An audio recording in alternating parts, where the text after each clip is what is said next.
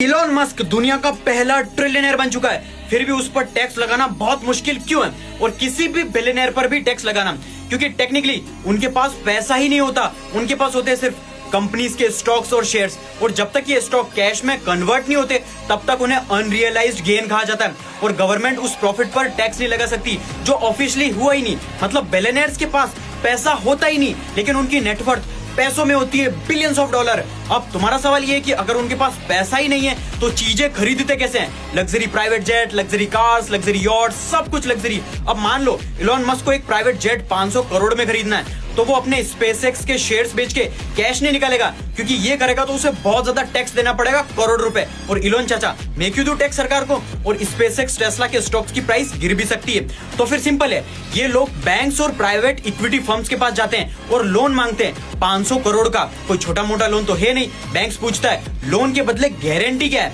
Elon Musk मेरे पास SpaceX और Tesla के स्टॉक्स है, यही से गेम खतरनाक हो जाता है। स्टॉक्स के अगेंस्ट करोड़ों रुपए का लोन मिल जाता है, लेकिन टैक्स नहीं लगता क्योंकि स्टॉक्स अभी तक बेचे ही नहीं गए।